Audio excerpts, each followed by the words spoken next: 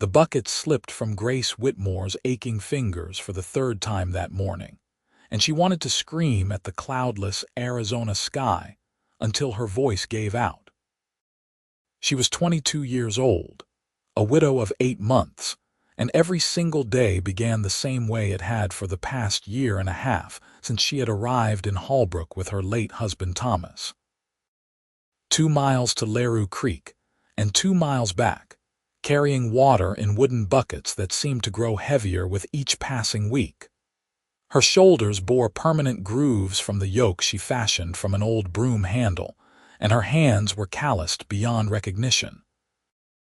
The small homestead that Thomas had claimed sat on good grazing land. Everyone said so, but it was far enough from town and water source that most folks had thought him crazy for settling there. Thomas had promised he would dig a well. He had promised many things before the fever took him last autumn, leaving Grace alone on 160 acres of stubborn Arizona territory with a half-finished cabin, 3 chickens, and a milk cow that had long since dried up and wandered off. She bent to retrieve the bucket again, her homespun dress sticking to her back despite the early hour. It was May of 1884, and the heat was already building toward what the locals promised would be a merciless summer. Grace knew she should sell the claim and move back east to Cincinnati where her sister lived, but something stubborn in her refused to let go of the only thing Thomas had left her. The sun was climbing higher as she finally made it back to the cabin, her arms trembling with exhaustion. She poured the water carefully into the barrel by the door, knowing she would need to make the trek again tomorrow and the day after that, and every day until the land finally broke her, or she admitted defeat. That was when she heard the hoofbeats. Grace straightened, pushing sweat-dampened auburn hair from her face, and watched as a lone rider crested the small rise to the east. Her hand instinctively moved to the rifle propped beside the door. A woman alone had to be careful, especially this far from town. The rider came on slowly, and as he drew closer, Grace could make out a tall figure on a roan horse, leading a pack mule behind him.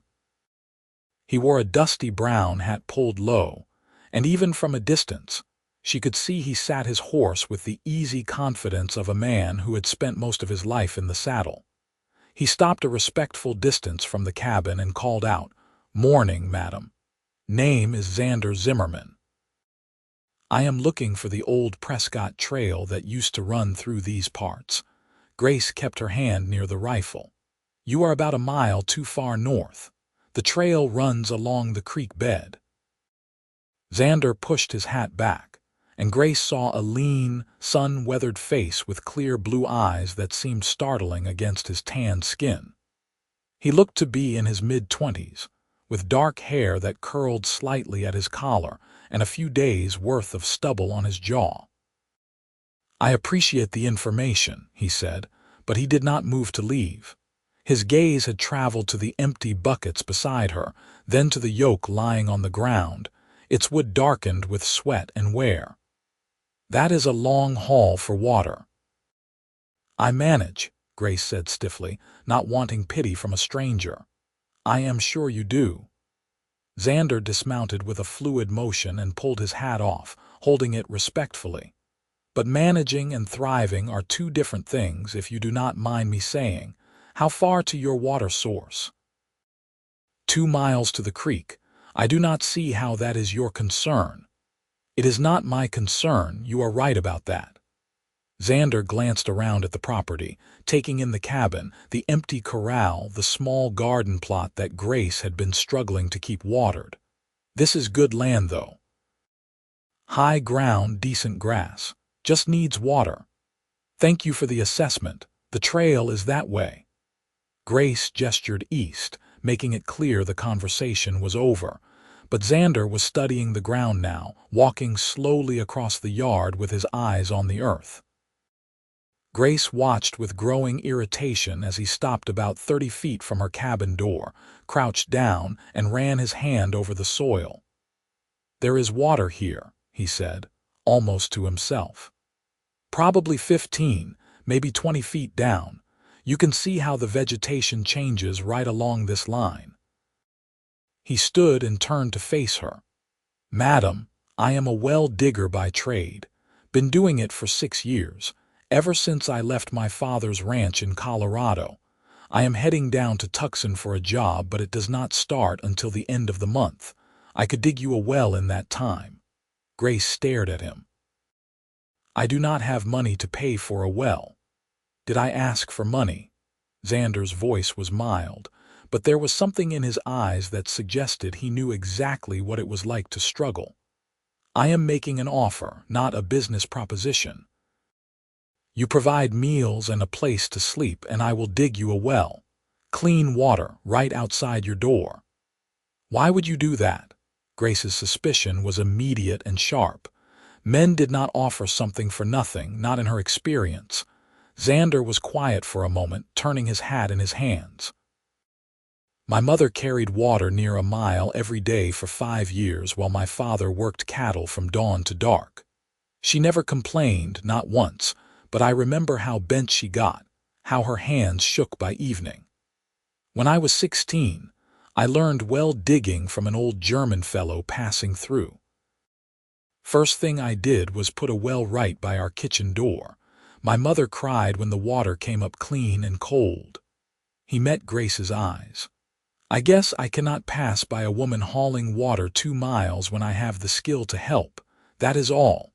Grace wanted to refuse. She wanted to send this stranger on his way, because accepting help felt like admitting she could not handle things alone, and she had been alone long enough that independence had become a kind of armor. But her shoulders ached, her hands were raw, and summer was coming with its brutal heat. "There is a lean-to on the side of the cabin," she said finally, the words feeling like surrender. "It is not much, but it is dry. I can provide breakfast and supper, and I bake bread twice a week." A smile transformed Xander's face, making him look younger and less careworn. "That is more than fair, madam. I will get started this afternoon if that suits you." "Grace," she said abruptly. "My name is Grace Whitmore, Mrs. Whitmore, Mrs. Whitmore." Xander nodded, noting the emphasis she placed on the title. "I will do right by you, madam. You have my word." He was as good as his word. That very afternoon, after Grace provided a simple meal of beans and cornbread, Xander began work on the well. He had clearly done this many times before. He marked out a circle in the spot he had indicated, about 4 feet across, and began to dig. Grace tried to focus on her own work, mending the chicken coop fence that had been damaged in a recent windstorm. But she found her gaze drawn again and again to the steady, methodical work happening in her yard. Xander had stripped down to his undershirt, and she could see the play of muscles across his shoulders and back as he worked. He dug with a quiet intensity, pausing every so often to haul up buckets of dirt and rock, never complaining, never slowing. By sunset, he had gone down nearly 6 feet. "You should stop before you hurt yourself," Grace called as the light began to fail. "There will be time tomorrow." Xander climbed out of the hole, covered in dust and sweat, his hands filthy. "Yes, madam. Do you have a place I could wash up?" Grace felt a flush of embarrassment. "I used most of the water for cooking and the animals. I can spare a bit in the basin." "That will do just fine." Xander's smile was easy without judgment. "I have been dirtier and had less." Over supper, which they ate at the rough-hewn table Thomas had built, Grace found herself studying her unexpected guest. He ate with the quiet efficiency of a working man, thanking her for the meal with genuine appreciation. When she asked about his travels, he spoke of the various towns and homesteads where he had dug wells, of the families he had helped, of the satisfaction of hitting water where everyone said there was none to be found. "Why Tucson?" Grace asked, surprising herself with the question. "If you have work everywhere you go." I have a job with a mining company. They are bringing in engineers to dig deeper shafts and they need water systems. It pays well, and I have been thinking it might be time to settle somewhere, save some money, maybe start my own ranch." He paused, his fork halfway to his mouth. "I am 26 years old, and I have been drifting since I left home at 20. A man gets tired of wandering after a while." Grace understood that weariness more than she could say. She had been wandering in her own way, lost in grief and stubbornness, unable to move forward or back. That night, lying in the narrow bed she had once shared with Thomas, Grace listened to the unfamiliar sound of someone else on her property. She could hear Xander moving around in the lean-to, settling his gear, tending to his horse and mule. It should have made her nervous, having a strange man so close, but instead she felt something she had not experienced in months, a loosening of the constant tension that had become her normal state. The next morning, Grace woke before dawn as always and found Xander already up, checking his tools. She made coffee and flapjacks, and they ate as the sun turned the eastern sky pink and gold. "I will need to make the water run this morning," Grace said. "The barrel is getting low." Xander looked up from his plate. "Let me go with you. I can carry the yoke on the way back." "That is not necessary. You have your own work. The well will still be there in a few hours. No sense you making that walk alone when I am here to help." Grace wanted to argue, but the truth was that having help would make the journey considerably easier. She nodded stiffly. "We leave in 20 minutes. The walk to Laru Creek was different with company.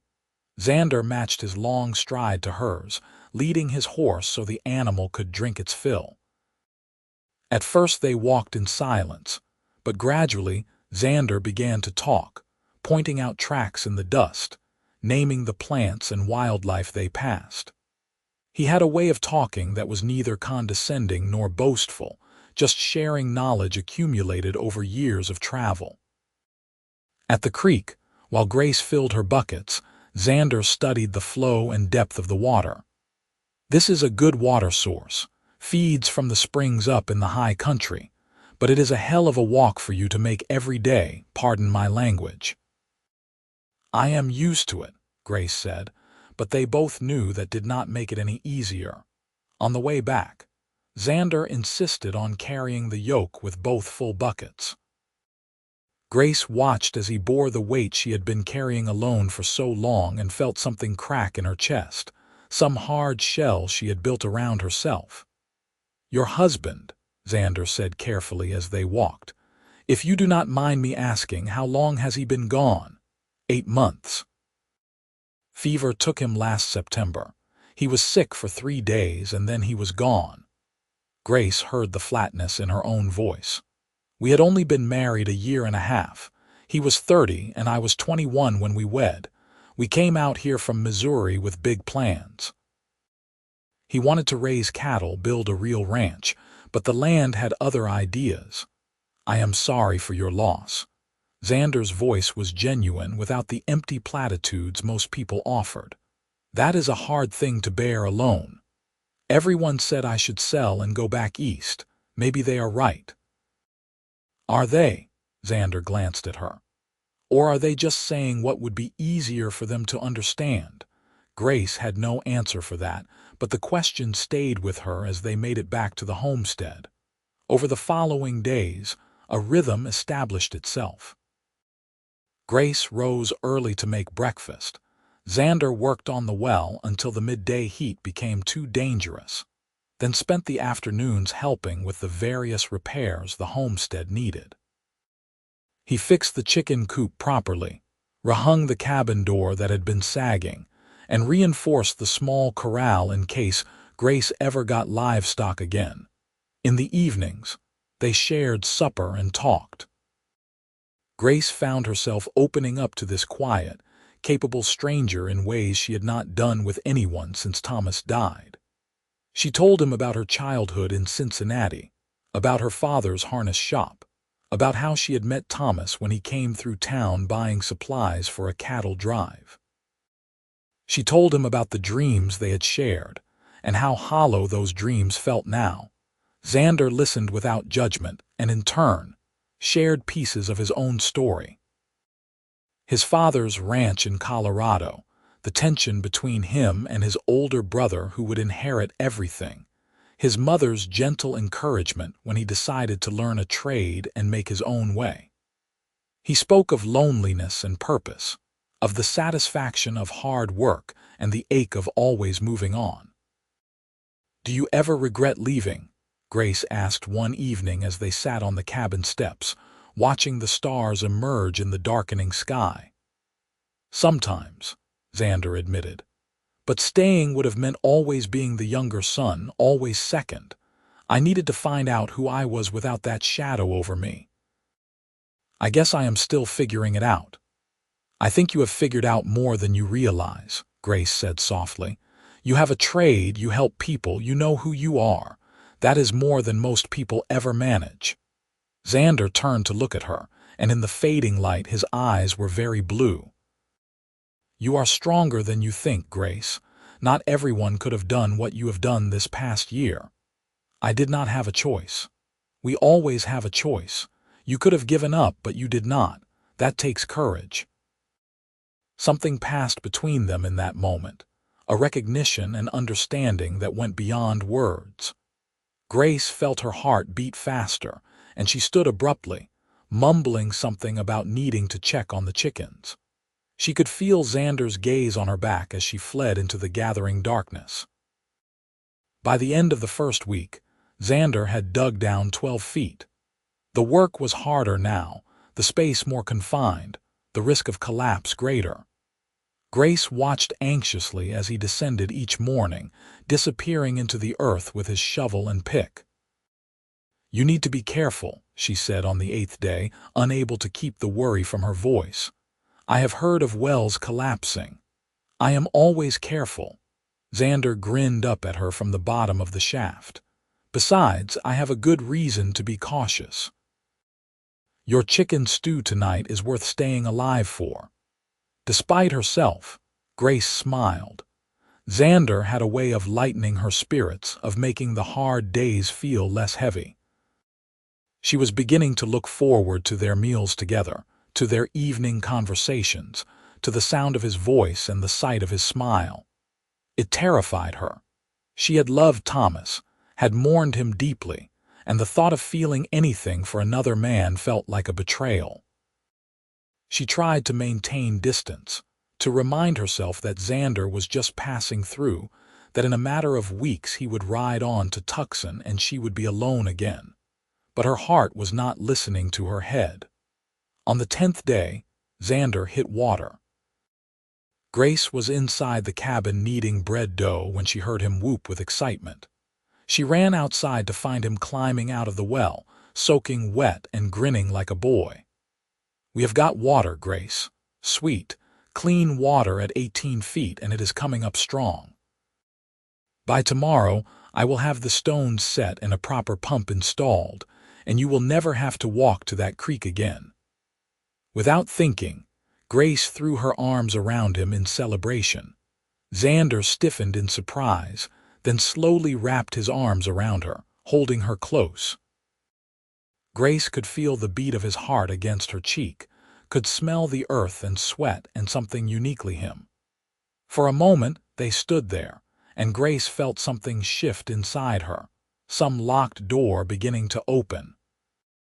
Then she realized what she was doing and stepped back quickly, her face burning. "I am sorry. I should not have done that, Grace." Xander's voice was gentle. "You do not need to apologize for being happy." But Grace had already turned away, fleeing back into the cabin. She heard Xander sigh, heard him return to his work, and she pressed her flour-covered hands to her hot cheeks and wondered what she was doing. That night, supper was awkward. Grace could barely meet Xander's eyes, and he seemed to sense her discomfort, keeping the conversation light and general. After they ate, he excused himself early, saying he wanted to finish the stone work while there was still light. Grace cleaned up the dishes, her movements mechanical, her mind churning. She was being ridiculous, she told herself. Xander had shown her nothing but kindness and respect. He had worked himself nearly to exhaustion to help her, asking nothing in return. If she was developing feelings for him, that was her problem to manage, not his. The problem was that she did not want to manage them. She wanted to lean into them, to explore this tentative warmth that was beginning to thaw the frozen places in her heart. The next morning, Grace made herself approach the well where Xander was installing the pump mechanism. "I wanted to thank you properly," she said, forcing herself to meet his eyes, "for all of this. I know I have been prickly and suspicious, and you have been nothing but kind. I am grateful, truly." Xander set down his wrench and stood, wiping his hands on his trousers. "Grace, I did not do this expecting gratitude. I did it because it needed doing and because I wanted to help you." "But why?" the question burst from her. "Why would you spend weeks of your time, hard labor, helping a stranger?" Xander was quiet for a long moment. When he spoke, his voice was careful, as if he was picking his words with great precision. "At first, it was about my mother, about not being able to stand by while a woman suffered needlessly. But that is not the whole truth anymore." He took a breath. "Grace, I have been moving from place to place for 6 years, never staying anywhere long, never letting myself get attached. I told myself it was about the work, about helping people, but really I think I was looking for something without knowing what it was. And have you found it?" Grace's voice was barely a whisper. "I think maybe I have." Xander's blue eyes were intense, searching her face. "But I do not know if you are ready to hear that or if I have any right to say it." Grace felt tears prick her eyes. "I was married. I loved my husband. He has only been gone 8 months. I know. And I am not asking you to forget him or to feel anything you are not ready to feel. I am just telling you the truth of where I stand." Xander's voice was steady, honest. "I have 3 more weeks before I need to be in Tucson. I will finish this well, make sure everything is solid and working properly, and then I will go if that is what you want. But Grace, if you feel even a fraction of what I am starting to feel when I look at you, then maybe we owe it to ourselves to see where this could lead." "What are you starting to feel?" Grace hardly dared to ask. Xander stepped closer, close enough that she could see the gold flecks in his blue eyes, close enough to feel the warmth radiating from his body. "I am starting to feel like maybe I have been drifting toward you all along. Like every well I have dug, every mile I have traveled, was leading me here to this homestead to you. I am starting to feel like maybe I could put down roots if the ground was right." He reached out slowly, giving her time to pull away, and gently tucked a strand of hair behind her ear.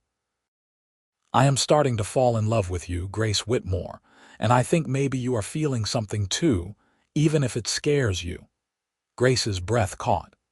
Every rational part of her brain was screaming that this was too fast, too soon, that she barely knew this man. But her heart, that traitorous organ that had been frozen for so long, was beating hard and fast and alive. "It does scare me," she whispered. "I do not know how to do this. I do not know if it is right or fair to Thomas's memory, or if I am just lonely and grateful, or if what I am feeling is real. I cannot answer those questions for you." Xander's hand dropped back to his side, though she could see the effort it cost him. "All I can tell you is that I am a patient man, and I am not going anywhere for the next 3 weeks. You do not have to decide anything right now. Just do not shut me out completely. Let us spend time together, talk, get to know each other better, and when the 3 weeks are up, we will see where we stand." Grace nodded slowly, unable to speak past the lump in her throat. Xander smiled, that gentle smile that made her heart flutter, and returned to his work on the well. Over the next few days, Grace found herself observing Xander with new awareness. She noticed how he was always the first one up, how he took care of his animals with patient attention, how he worked with steady focus but never refused to help when she needed something. She noticed the way he laughed at himself when he made a mistake, the way his whole face lit up when he was pleased about something, the way he spoke to her with respect and genuine interest in her thoughts and opinions. She also noticed the way her pulse quickened when he was near, the way she found excuses to be in his vicinity, the way she had started taking more care with her appearance in the mornings. The well was finished, but Xander found other projects around the homestead. He built a proper smokehouse for preserving meat, repaired the roof where it had been leaking, and started work on expanding the chicken coop so Grace could increase her flock. "You do not have to do all this," Grace said one afternoon, bringing him water while he worked. The well was enough. "I know I do not have to, I want to." Xander drank deeply, then handed the dipper back to her. "Besides, I like working with my hands and it feels good to make something better." "You have made everything better," Grace said quietly. "Not just the homestead, me too." Xander's eyes softened. "You have done that yourself, Grace. You just needed a little help seeing it." That evening, after supper, they walked out to look at the land in the cooling twilight. The May heat was giving way to a pleasant warmth, and the sky was streaked with orange and purple. "I have been thinking about what you said," Grace began, her voice hesitant. "About putting down roots. What would that look like for you?" Xander was quiet for a moment, considering. "I have some money saved from jobs over the years. Enough to buy some cattle, maybe expand a homestead into something more substantial. I could still do well work for neighbors and folks passing through, but I would have a home base, a place that was mine." He glanced at her. "Or ours, if things worked out the way I hoped they might." "You would really give up Tucson, that mining job, in a heartbeat if I had a reason to stay." Grace's heart was pounding. "Xander, I need to be honest with you about something. I am afraid. I am afraid of caring about someone again, of losing someone again. I am afraid that what I am feeling is just gratitude or loneliness. I am afraid of being judged for moving on too quickly. I am afraid of 100 different things. Fear is natural." Xander stopped walking and turned to face her. "I am afraid too, if we are being honest. I am afraid you will wake up one day and realize you do not feel the way you thought you did.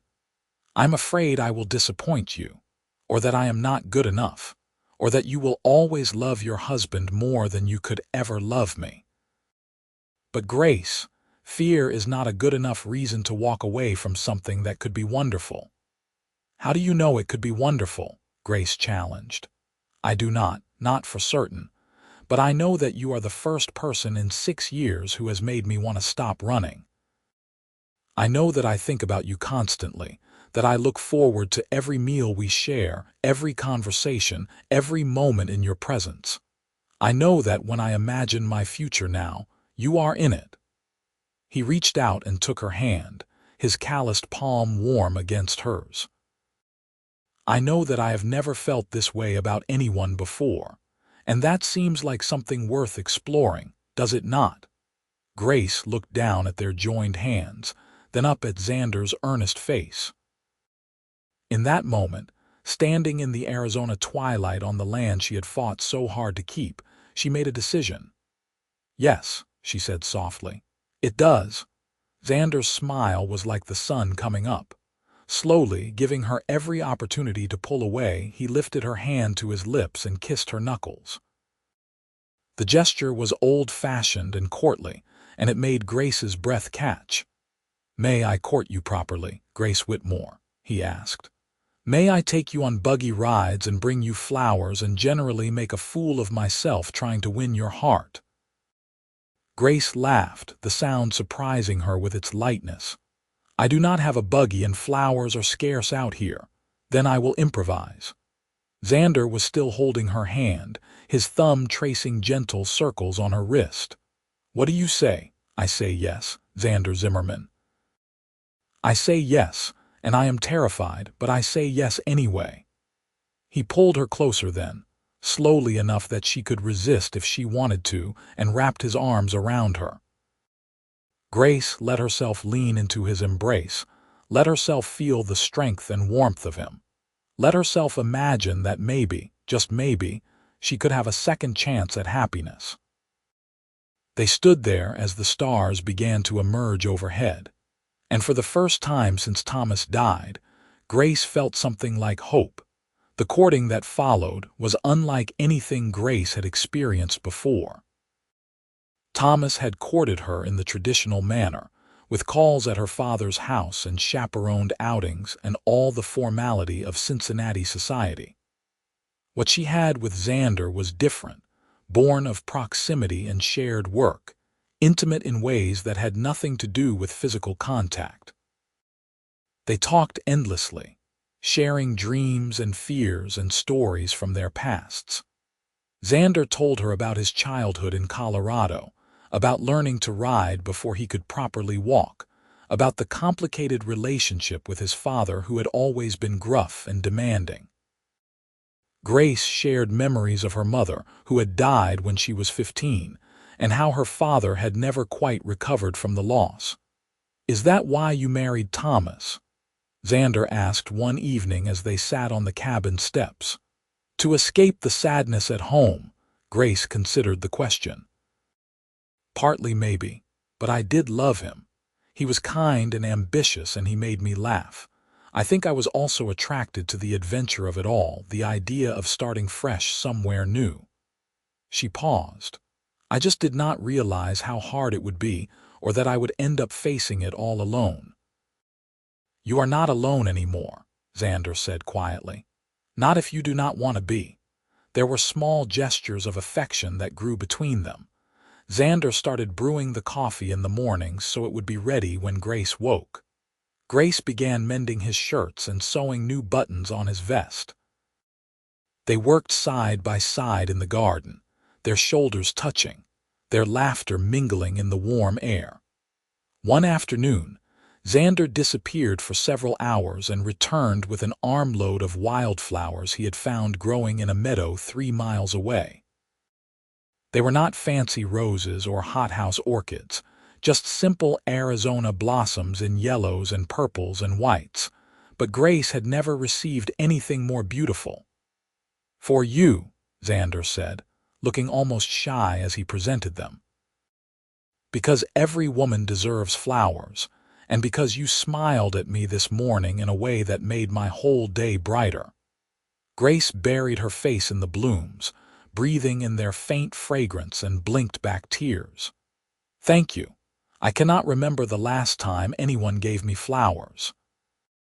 "Then I will have to make sure it happens more often." 2 weeks into their courtship, Xander leaned the well. They took the wagon into Holbrook for supplies. It was Grace's first time in town since Thomas's death, and she felt self-conscious with Xander at her side, knowing that people would talk. They talked anyway. Grace could see the curious glances, hear the whispers that followed them through the general store. Mrs. Patterson, the banker's wife, was particularly pointed in her interest. "My dear Grace, how are you managing all alone out there?" she asked, her eyes sliding to Xander with barely concealed speculation. "I am managing quite well, thank you," Grace replied, keeping her voice level. "This is Mr. Zimmerman. He dug a well on my property." "How convenient." Mrs. Patterson's smile was sharp. "And is Mr. Zimmerman staying long?"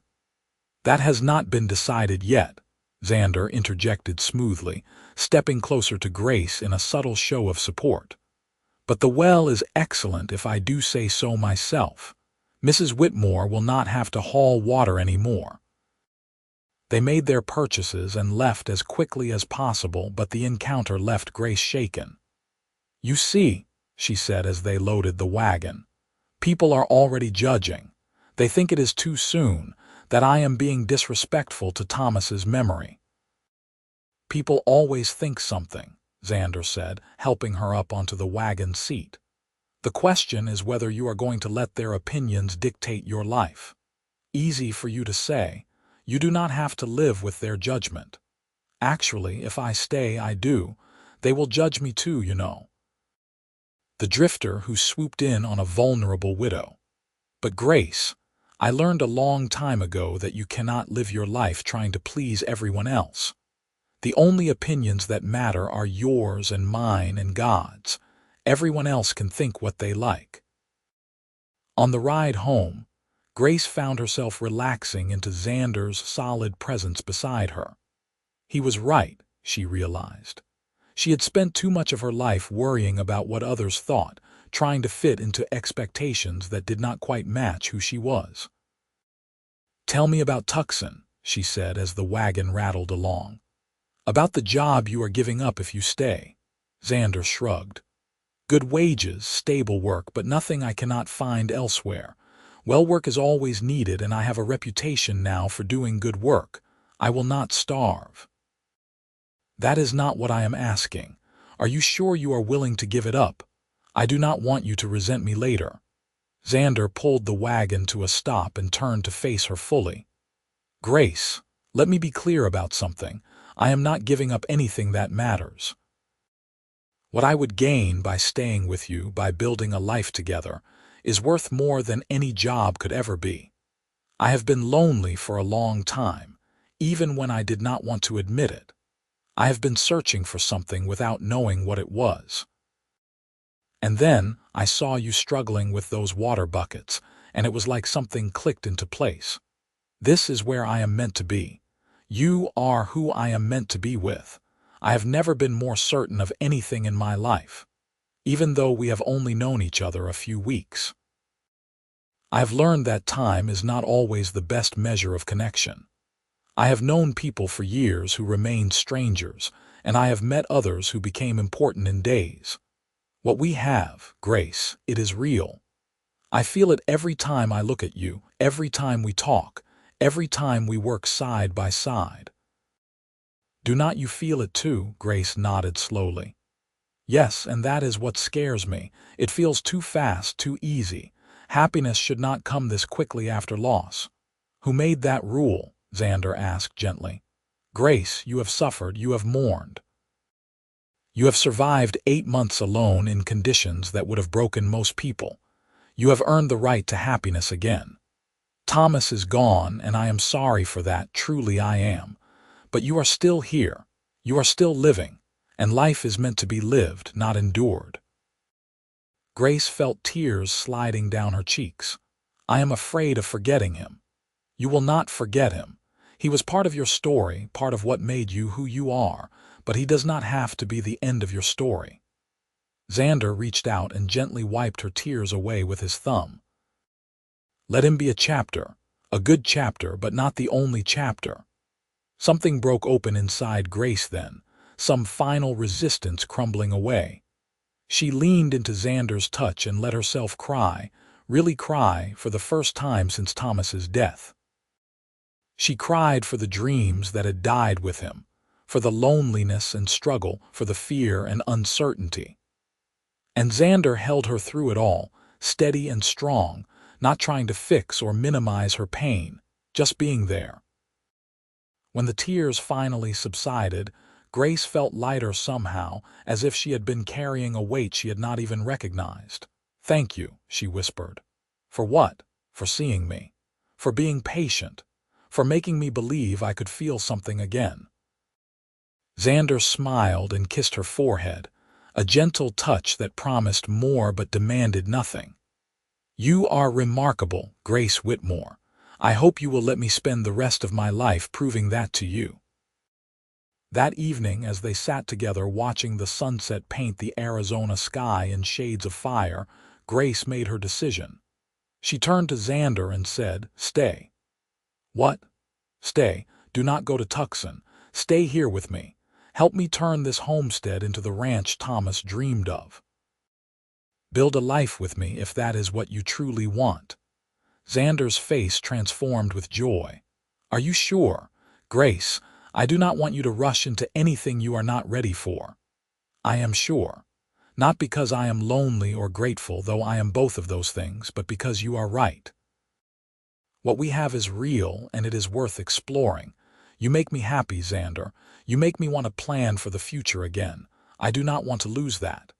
You will not lose it. I will be right here for as long as you will have me.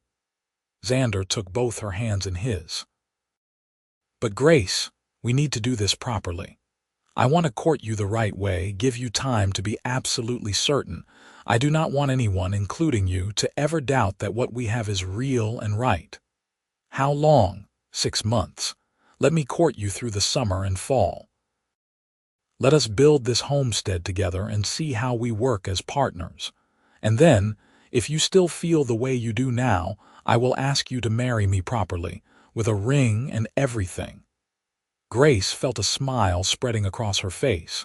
6 months sounds perfect. Xander pulled her close and kissed her then, really kissed her, and Grace felt the kiss all the way down to her toes.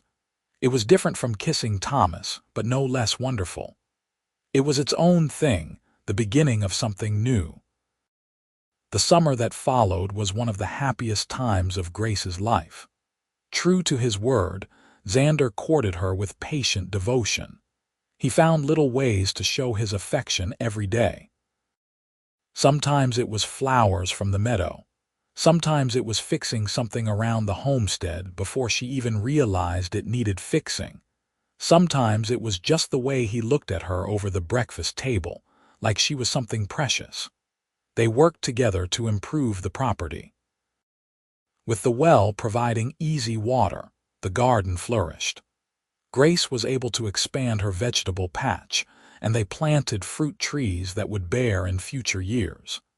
Xander used his savings to buy 6 head of cattle and a young bull, the beginning of the herd they planned to build. The work was hard but satisfying. They fell into bed exhausted each night, Xander in his lean-to and Grace in her cabin, maintaining propriety even as their feelings grew deeper. On Sundays, they drove into Holbrook for church, enduring the gossip and speculation with heads held high. Gradually, as people saw how hard they worked and how genuine their connection was, the talk died down. Some folks even admitted that Grace seemed happier than she had in years, and that Xander was clearly a man of character and skill. In July, a severe drought hit the region. Neighbors who had laughed at Thomas for settling so far from the creek came begging to buy water from Grace's well. She and Xander provided it freely, charging only enough to cover the wear on the equipment. Their generosity earned them respect and friendship in the community. In August, Grace's sister Harriet wrote from Cincinnati, begging her to come home for a visit and bring news of her life. Grace wrote back describing Xander and their plans, bracing herself for judgment. But Harriet's response was warm and encouraging, saying that life was too short to spend it alone, and that she hoped to meet Xander someday. In September, on the anniversary of Thomas's death, Grace and Xander rode out to the small cemetery outside Holbrook where Thomas was buried. Grace placed wildflowers on the grave and stood in silence for a long time, Xander waiting patiently beside her. "I loved you," Grace whispered to the headstone, "and I will always be grateful for the time we had. But I am choosing to live again, and I hope wherever you are, you can understand that. I hope you can be happy for me." The wind whispered through the dry grass, and Grace felt a sense of peace settle over her. She took Xander's hand and they walked back to the wagon together. In October, Xander received a letter from his family in Colorado. His father had died suddenly, and his brother was asking him to come home for the funeral and to discuss the ranch's future. Xander was conflicted. His relationship with his father had been complicated, but Grace insisted he go. "Family is important," she said. "You need to say goodbye properly and settle things with your brother. I will be here when you get back." "Come with me," Xander said suddenly. "Come to Colorado with me. I want my family to meet you. I want them to understand what my life is now." Grace hesitated. Traveling together while unmarried would cause talk, but she also did not want Xander to face his grief alone. "All right, we will go together." They made the journey north to Colorado, staying in separate rooms at hotels along the way, maintaining propriety even as Grace could see the strain it put on Xander. He wanted to hold her, comfort himself with her presence, but he was determined to honor her reputation. Xander's family ranch was beautiful, nestled in a valley with mountains rising on 3 sides. His mother Margaret was a warm, tired-looking woman who embraced Grace immediately. His brother Caleb was more reserved, but Grace could see the resemblance between the two men. The funeral was simple and well attended. Xander's father had been respected in the community, even if he had been difficult at home. Afterward, as the family gathered for the reading of the will, Grace waited outside, giving them privacy. When Xander emerged an hour later, he looked stunned. "He left me half. My father left me half the ranch. Caleb and I are equal partners." "That is wonderful," Grace said, though her heart sank. Would Xander want to stay in Colorado now? Would she lose him after all? But Xander shook his head. "I already told Caleb I want to sell him my share." "This was never my dream, Grace. This was my father's dream and Caleb's. My dream is in Arizona with you, building something of our own." Caleb agreed to buy out Xander's portion over time, providing a steady income that would allow them to expand their own ranch significantly. Margaret cried when Xander told her he was moving to Arizona permanently, but she also hugged Grace and whispered, "Take care of my boy. He has been lost for a long time, but I can see he has found himself with you." They returned to Holbrook in late October, and Grace felt like she was finally coming home. The homestead looked beautiful in the fall light, the well standing proud in the yard, the cattle grazing peacefully on the land. The night they returned, Xander walked Grace to her cabin door and said, "6 months. It has been 6 months tomorrow." "So it has," Grace said, her heart racing. "Grace Whitmore, you are the strongest, most remarkable woman I have ever known. You have taught me about courage and resilience, and what it means to truly build a life with someone. I love you more than I thought it was possible to love another person. Would you do me the honor of becoming my wife?" He pulled out a ring, simple gold with a small diamond, and Grace felt tears spring to her eyes. "Yes," she said without hesitation. "Yes, absolutely yes." Xander slid the ring onto her finger and pulled her into his arms, kissing her with all the passion and promise of their future together. Grace kissed him back, pouring everything she felt into that moment, and when they finally broke apart, both were breathless and laughing. "When?" Xander asked. "How soon can I make you Mrs. Zimmerman?" "As soon as we can arrange it. I do not want to wait any more." They were married on a Saturday in mid-November at the small church in Holbrook. Grace wore a new dress of deep green that brought out her eyes, purchased with money from the sale of their first cattle. Xander wore his best suit, looking almost unbearably handsome. The church was full of neighbors and new friends, people who had come to respect the young couple who worked so hard and treated everyone with kindness. Margaret Zimmerman had made the journey from Colorado, along with Caleb and his wife. Harriet had sent a beautiful quilt as a wedding gift and promised to visit in the spring. The ceremony was simple and heartfelt. When the minister pronounced them husband and wife, Xander kissed Grace like he was making a promise, like he was sealing something sacred. At the reception held at the hotel, people danced and celebrated late into the night.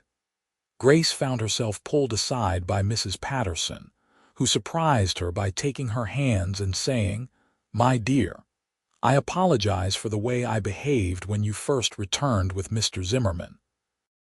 I was judgmental and unkind, but I can see how happy you are and how much that young man loves you.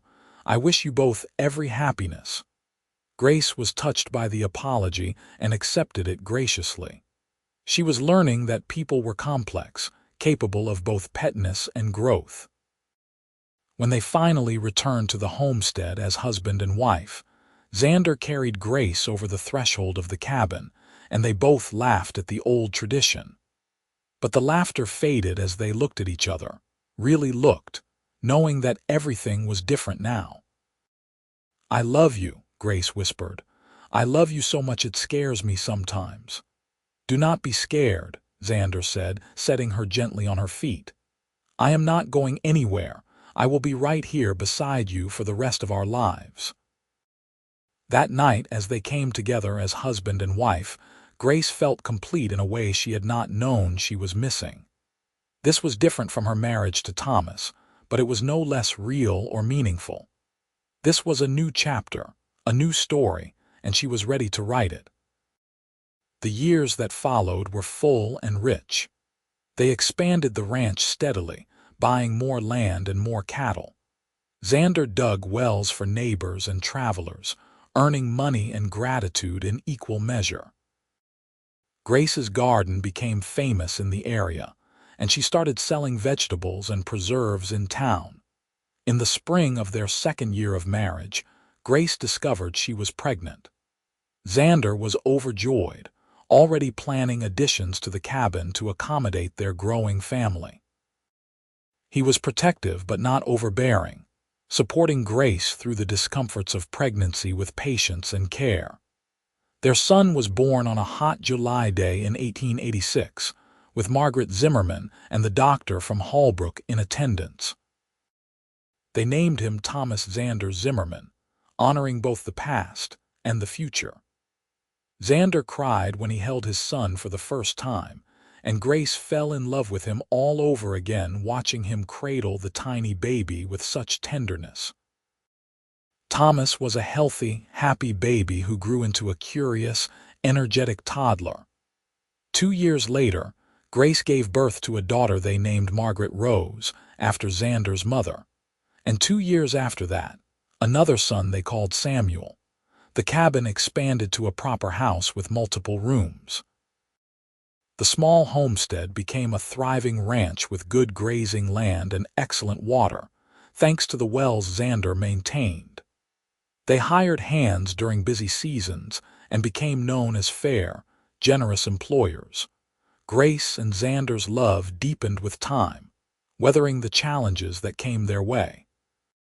There were hard years when cattle prices fell, dry years when even the well struggled, years when the children were sick, and every night was filled with worry. But they faced everything together, their partnership growing stronger with each obstacle overcome. On their 10th anniversary, Xander took Grace up to a hilltop on their property where they could see the whole spread laid out below them. The house, the barns, the corrals, the cattle grazing peacefully, the garden bursting with life. "You remember the first day I rode up here?" Xander asked, his arm around Grace's waist. "You were carrying water from that creek, looking like you were ready to collapse from exhaustion. I remember you offered to dig me a well, and I thought you were crazy or dangerous or both," Grace said with a laugh. "I could not imagine why a stranger would help me. I could not imagine riding past and doing nothing. It felt like fate seeing you there, like I had been searching for you my whole life without knowing it." Xander turned Grace to face him. "Thank you for taking a chance on a drifting well digger. Thank you for building this life with me. Thank you for loving me. Thank you for seeing me when I was invisible to myself," Grace replied, touching his face with tender familiarity. "Thank you for giving me water, for giving me hope, for giving me a reason to believe in happiness again." They kissed there on the hilltop, while their children played in the distance and the Arizona sun painted everything gold. It was a perfect moment, one of thousands they had shared and thousands more they would share in the years to come. The children grew. Thomas became interested in ranching and well digging, learning everything his father could teach him. Margaret had her mother's head for business and her father's work ethic, managing the household with impressive efficiency even as a young girl. Samuel was the dreamer, always reading, always asking questions about the world beyond Arizona. Grace and Xander grew older together, their hair turning gray, their bodies bearing the marks of hard work and good living. They remained deeply in love, still holding hands when they walked, still seeking each other's company after long days of work. When Thomas turned 18 and announced he wanted to take over more of the ranch operations, Xander and Grace stepped back gradually, letting their son find his own way. Margaret married a young lawyer in Holbrook, a smart, ambitious man who adored her. Samuel went east to study at a university, writing long letters about philosophy and literature that Grace read aloud to Xander in the evenings. And through it all, the well stood outside the door, still providing sweet, clean water. Grace never used it without thinking of that first day when Xander had offered to dig it, without remembering the kindness that had changed her life forever. On a warm May evening in 1904, 20 years after their first meeting, Grace and Xander sat on the porch of their home, watching the sunset paint the sky. They were in their 60s now, grandparents to Thomas's 3 children and Margaret's 2, still active but slowing down, still deeply in love. "I have been thinking about that trip you took to the creek," Xander said out of nowhere. 2 miles there and back every single day. How did you do it, Grace? How did you keep going? Grace was quiet for a moment, considering. "I do not know that I was keeping going so much as I was just surviving, putting one foot in front of the other because there was no other choice. I was so tired back then, Xander. Tired in my bones, tired in my soul. And then you rode up and you saw me, really saw me, and you decided I was worth helping. That changed everything. You were always worth helping. You were always remarkable. I just gave you a well. You gave me much more than that." Grace squeezed his hand. "You gave me a future. You gave me love. You gave me a reason to stop just surviving and start living again. That well you dug was not just about water. It was about hope." Xander pulled her close, and they sat together as the stars began to emerge, surrounded by the life they had built together. The house was full of laughter and love. The land was prosperous and beautiful. Their children and grandchildren were healthy and happy. "I love you, Grace Zimmerman," Xander said softly. "I have loved you from the moment I saw you struggling with those buckets, and I will love you until my last breath and beyond." "I love you too," Grace replied. "Thank you for stopping that day. Thank you for seeing a struggling woman and deciding to help. Thank you for giving me everything." They remained on the porch until late, talking and remembering, laughing over old stories and making new memories. When they finally went inside, Xander held the door for Grace, and she paused to run her hand over the smooth wood, thinking about how different her life might have been if one kind cowboy had not decided to dig a well. The next morning, Grace woke to find Xander already up, standing by the well in the dawn light. She pulled a shawl around her shoulders and joined him, slipping her hand into his. "What are you thinking about?" she asked. "About how lucky I am. About how one decision to help a stranger gave me everything that matters." Xander looked at her with those blue eyes that still made her heart flutter. "About how I would do it all again in a heartbeat." "So would I," Grace said. "Every moment, every challenge, every joy. I would choose you, over and over again." They stood there together as the sun rose over their land, over the home they had built, over the life they had created from kindness and hard work and love. The well stood beside them, a testament to the moment that had changed everything, to the day when a cowboy had seen a woman carrying water and decided she deserved better. And Grace, who had once been alone and exhausted and hopeless, was grateful beyond measure for the man who had given her water, hope, and a love that would last forever. Their story, born from a simple act of kindness, had become a legacy that would echo through generations. A reminder that sometimes the most profound changes come from the smallest gestures, and that love can be found even in the harshest landscapes if you are brave enough to reach for it. The years continued to unfold with gentle grace. Thomas proved himself a natural rancher, expanding their holdings and introducing new breeding techniques he had learned from agricultural journals. He married a lovely woman named Emma from a neighboring ranch, and together they gave Grace and Xander 5 more grandchildren who filled the homestead with noise and laughter every time they visited. Margaret's husband Benjamin became a judge, and she became known throughout the county for her charity work, particularly helping other widows and struggling women. Grace was proud to see her daughter carrying forward the values of kindness and community that had always been important to her. Samuel returned from university full of ideas and stories, eventually becoming a teacher in Hallbrook. He never married, but he was beloved by his students and remained close to his family, visiting the ranch often to seek his father's advice and his mother's cooking. In the spring of 1908, Margaret Zimmerman, Xander's mother, passed away peacefully in her sleep at the age of 78. She had been living with Caleb in Colorado, and the family made the journey north for her funeral. It was a bittersweet trip, full of memories and reunions with extended family. "She loved you very much," Caleb told Grace at the reception following the service. "She told me once that you saved Xander, gave him the home and purpose he had been searching for all those years." "He saved me first," Grace replied simply.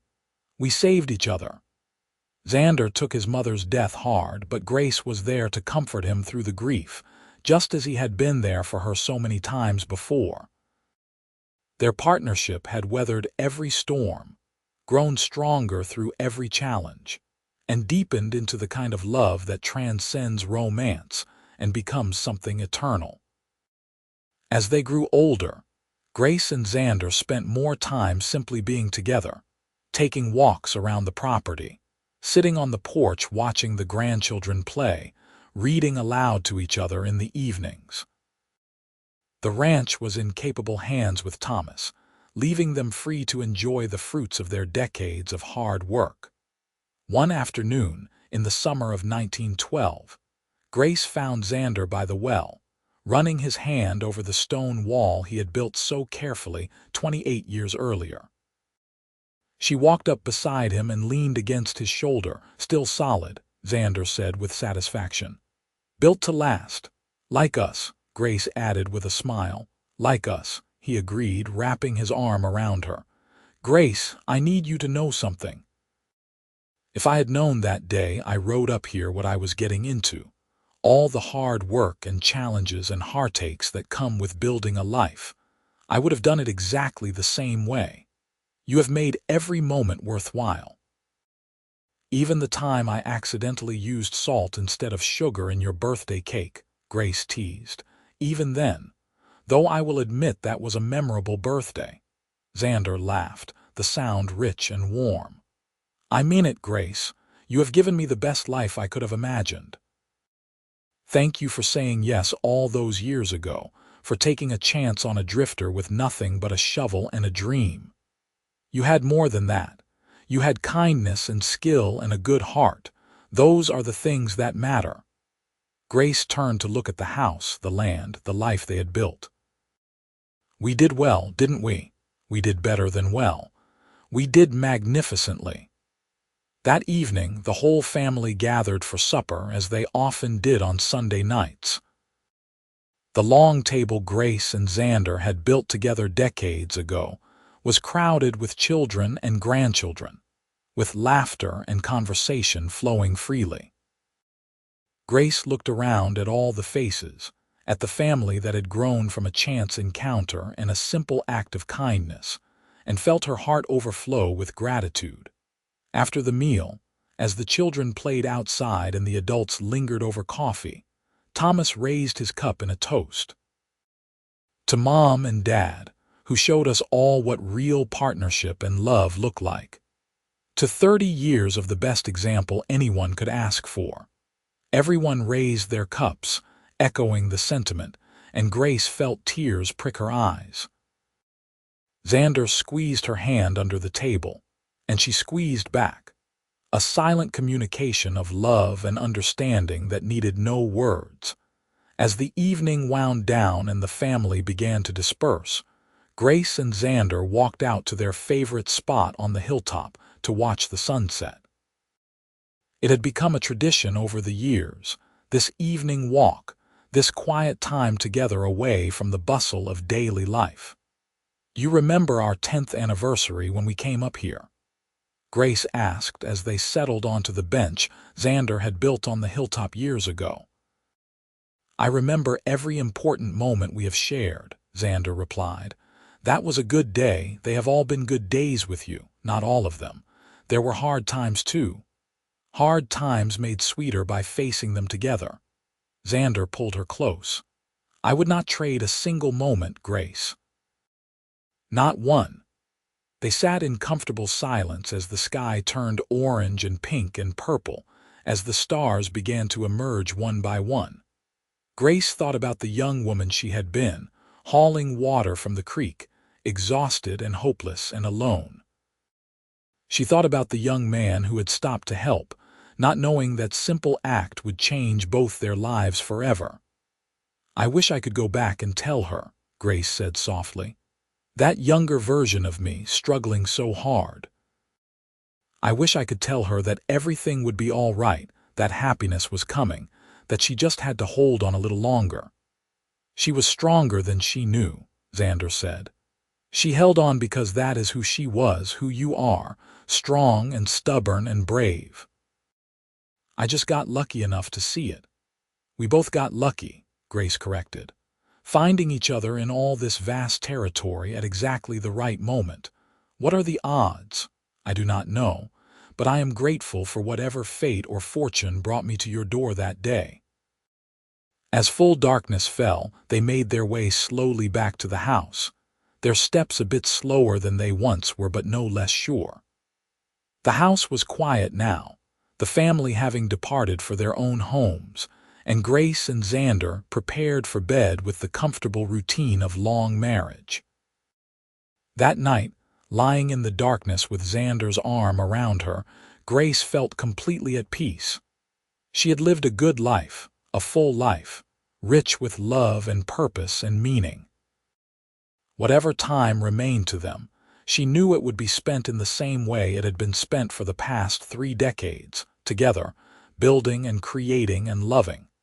The seasons continued their eternal cycle. Springs brought new calves and fresh growth in the garden. Summers were hot and busy with ranch work. Autumns were cool and productive, full of harvest and preparation. Winters were mild in Arizona but still required work and vigilance. Through it all, Grace and Xander remained each other's constant companion and truest love. They celebrated birthdays and anniversaries, welcomed new great-grandchildren into the world, mourned the passing of old friends, and continued to build their life together one day at a time. In 1916, as the world beyond Arizona was engulfed in war, the Zimmerman Ranch remained a place of peace and stability. Thomas's oldest son, 16-year-old Jacob, was already talking about enlisting when he turned 18, much to everyone's worry. But for now they held on to the peace they had built. Grace was 70 now, her auburn hair completely white, her hands gnarled with arthritis. But her eyes were still bright, her mind sharp, and her love for Xander as strong as ever. Xander, at 72, had slowed down considerably, but he still rose early every morning, still checked the well every day, still found ways to make Grace smile. One morning in early spring, Grace woke to find Xander already up and dressed, sitting on the edge of the bed watching her with an expression of such tenderness it made her breath catch. "What is it?" she asked, concerned. "Are you all right?" "I am perfect," Xander said softly. "I just wanted to watch you sleep for a bit to memorize this moment. You are so beautiful, Grace. You always have been." "I am an old woman," Grace protested, but she was smiling. "You are my woman, and that makes you beautiful." Xander leaned down and kissed her gently. "I love you, Grace Zimmerman, more than words can say." "I love you too. Now come on, I smell coffee." "Did Thomas come by already?" They spent that day like they spent most days, working gently around the property, visiting with family, simply being together. Nothing special happened. No great events or celebrations, just the quiet contentment of a life well lived. That night, after a simple supper, they sat on the porch as they always did, holding hands and watching the stars emerge. "Promise me something," Xander said suddenly. "Anything. Promise me that when I am gone, you will not shut down like you did after Thomas died. Promise me you will keep living, keep finding joy, keep being surrounded by our family." Grace's heart constricted. "Do not talk like that, Grace. I am 72 years old. We need to talk about these things." Xander's voice was gentle but firm. "I need to know you will be all right. I will not be all right. I will be heartbroken and lost." Grace felt tears sliding down her cheeks. "But I promise I will not shut down. I promise I will stay close to our children and grandchildren. I promise I will remember how to smile again, eventually. But Xander, I do not want to think about a world without you in it." "I am not going anywhere soon if I have anything to say about it," Xander assured her, pulling her close. "I plan to be a pest for many years to come. I just needed to hear you promise."